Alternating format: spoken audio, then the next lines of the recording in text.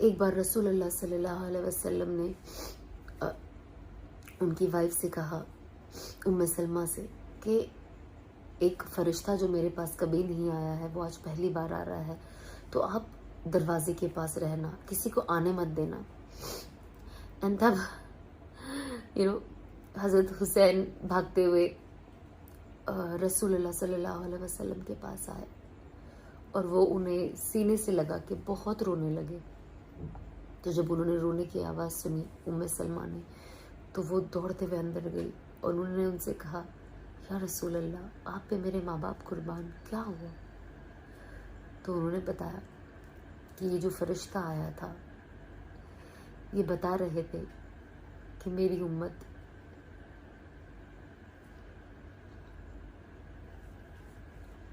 मेरे हसन का सर कैसे कलम करेगी आगे जाकर। और उन्होंने उनको एक मिट्टी दी गई थी, जो फरिश्ते थे उन्होंने रसूलुल्लाह सल्लल्लाहु अलैहि वसल्लम को एक मिट्टी दी गई थी कि जब इसका कलर सुर्ख होगा तो ये एक अंदाज़ा होगा कि रसूल के हज़रत हुसैन की क्या वर्ड यूज़ करूँ, मुझे बोलते हुए भी ऐसा लगता है कुछ गुस्ताखी ना हो जाए, कि वो शहीद हो गए। एंड वो बहुत रोए, बहुत रोए। रसूलुल्लाह सल्लल्लाहु अलैहि वसल्लम को तो पता ही था कि उनके नवासों के साथ क्या होने वाला है, पर जब मलिकुल मौत उनके पास आई उन्हें ले जाने के लिए, तो रसूलुल्लाह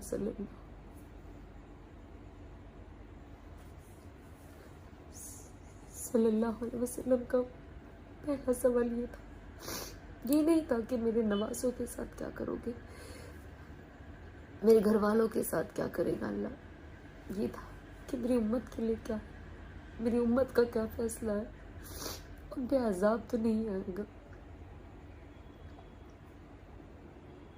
मैं ये सारी चीज़ें जब सोचती हूँ,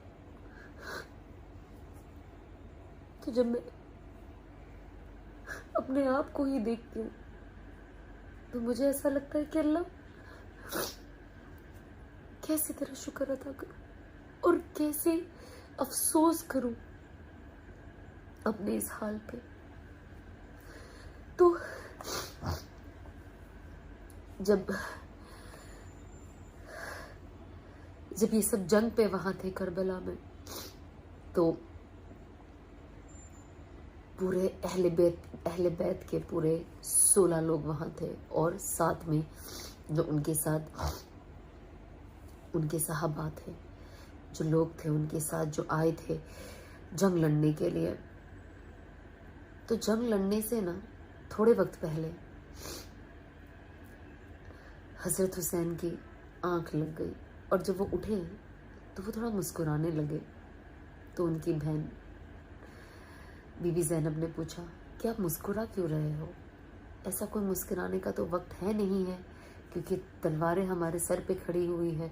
मतलब हम जो हमारी हालत है, इतने दिन से वो खाए पिए नहीं थे, बहुत दिनों से प्यासे थे, भूख से उनका पेट खाली था हर किसी का।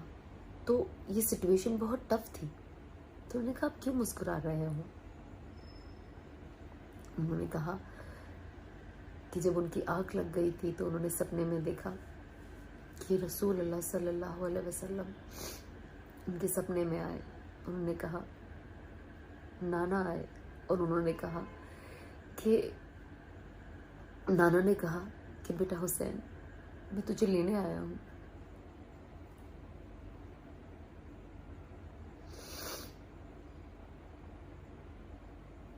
जब जंग का वक्त शुरू हुआ तो जो सामने के लोग थे, शिमर और यजीद, ये जो इनका पूरा ग्रुप था, इन्होंने पहले जब लोग आते थे पहले एक एक को मार दिया जाता था। उन्होंने कहा कि इन पे फुल अटैक करो, सबसे पहले तो इनके सारे घोड़ों को ज़बा करो ताकि इनके पास वो रहे ही नहीं। तो जाहिर सी बात है जब घोड़े ज़बा हो जाएंगे तो लोग चल के पैरों पे आएंगे और इस तरीके से जंग लड़ी जाएगी, जबकि सामने वालों के पास तो घोड़े भी थे।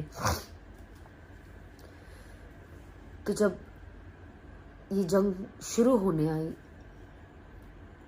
तो उन्होंने उनसे कहा कि उनके, मुझे सब सहाबाओं के जो उस वक्त थे वहाँ पे नाम याद नहीं है, पर एक झंडा सीधे हाथ में एक के पास था, एक झंडा उल्टे हाथ में था और एक झंडा बीच में जो थे उनके पास था। तो उन्होंने एक से कहा कि आप जाएं और उन्हें कहे कि अजान का वक्त है, हमें नमाज पढ़ने के लिए दे दिया जाए, कि इस जंग को नमाज के लिए रोक दीजिए। तो जब वो ये पैगाम लेकर सामने गए और शिमर से कहा तो शिमर ने कहा बेशुमार लानत हो इन लोगों पे कि नमाज के लिए तो जंग नहीं रोकी जाएगी। तो जब उन्होंने ये आके इमाम हुसैन से, हज़रत हुसैन से ये कहा कि जंग तो नहीं रोकी जाएंगी वो कह रहे, तो उन्होंने कोई नहीं, आधे लोग नमाज पढ़े आधे लोग जंग लड़े। क्या ज़रूरत थी उन्हें नमाज पढ़ने की? उस वक्त चाहते तो वो जंग लड़ सकते थे, लेकिन अगर नमाज नहीं पढ़ते तो उम्मत को पैगाम कैसे मिलता कि नमाज कितनी ज़रूरी है। जब मैं करबला की कहानी सुनती हूँ तो मुझे लगता है सिचुएशन कैसी भी क्यों ना हो, मैं कैसे नमाज छोड़ सकती हूँ, कैसे नमाज को जाने दे सकती हूँ, कैसे नमाज को कज़ा कर सकती हूँ, कैसे कैसे नमाज मेरी ज़िंदगी नहीं हो सकती। कितने लोगों की कुर्बानियां हैं इसके पीछे, और हमारे पास वक्त नहीं है नमाज के लिए।